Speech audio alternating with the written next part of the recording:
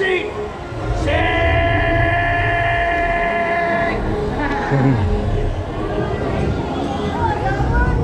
Hello there, pleasure to meet you. Gobber The Belch at your service.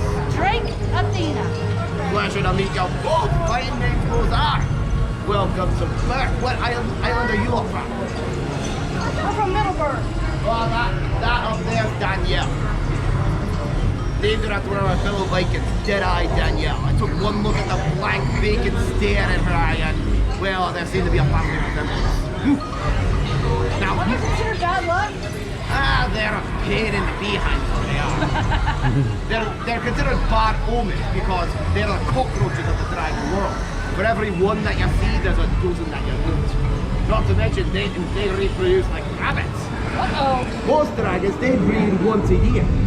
Hobgoblins, they'll lay eggs up to 6 times a year if you like. Well, proper Vikings don't take baths. And don't let none of these other mamby-pambies around here tell you otherwise. You know, they have a dreaded tradition on this island they call Bath Day. And no, it ain't the day where everyone takes their bath. Everyone around here bathes regularly.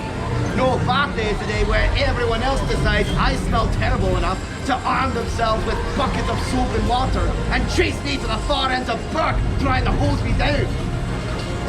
Bunch of backstabbing betrayers you all are! Yeah, he's named after a dragon. That's great, right? And then Athena named after a goddess herself. We are familiar with the Greek and Roman gods. We so very much associate with them. Especially since we've had troubles with the Romans in the past, you know. Bunch of pilfering, plundering, all that I can respect, but it's them trying to make us civilized. Fair. No, thank you. We'll take our lunatic way of life gladly. You got something they don't. You got dragons. Exactly.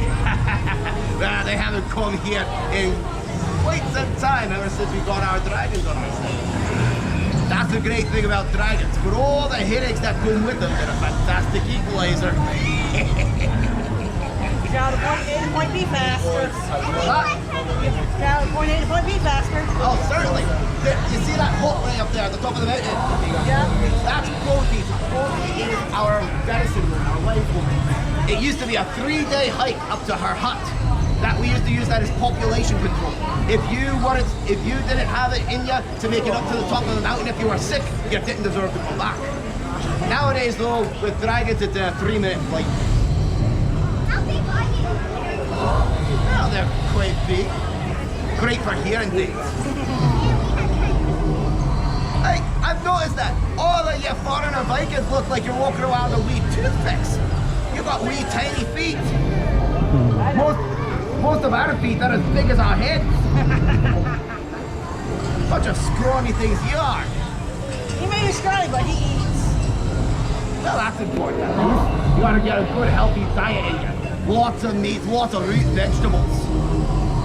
You have to grow up big and strong with the physique of a Norse god like yours truly.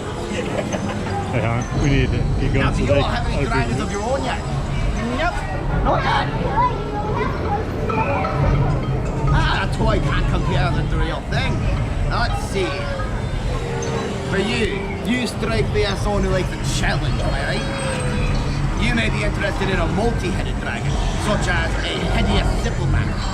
One head spits poisonous gas, the other head ignites it. Or if you want a real challenge, try a snap trapper.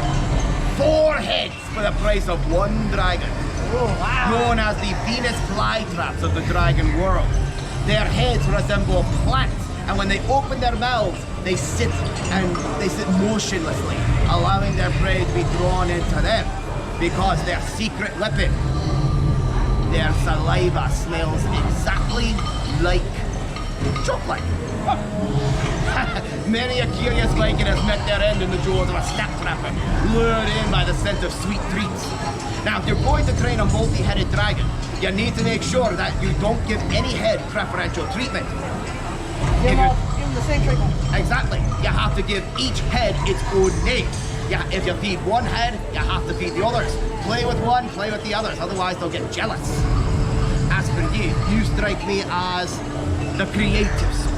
Am I right? Like to paint, like to indulge in drawings or poetry or something. Creative sort? Let's see. You'll want something colourful. Ah, have you heard of a hobblegrunt? A hobblegrunt is a unique breed of dragon that changes its colour based on its mood. Kind of like a chameleon. Exactly. Yes. Now, if you're going to approach a hobblegrunt, you'll want to get acquainted with their colours beforehand, so that you know you're approaching it at a good time. Here's a wee bit of a quick field guide. If a hobblegrunt is green, that means go ahead.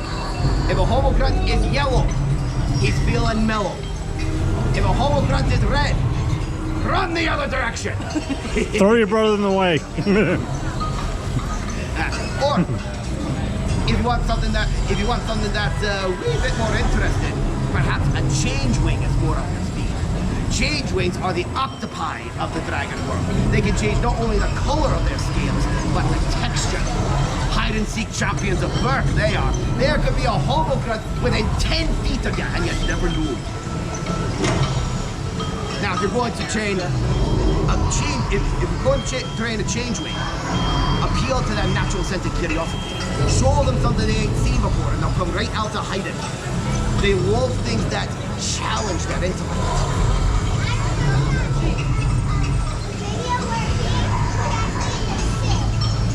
Aye, they get into all sorts of trouble. The real trouble with hobgoblins, they can eat 5 times their body weight every single day.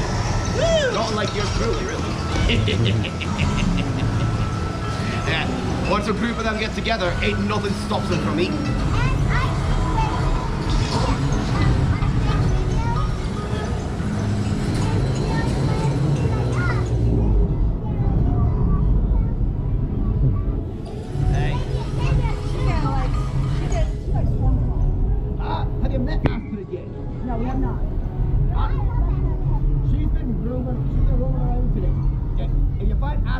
Chances are Stormfly ain't gonna be too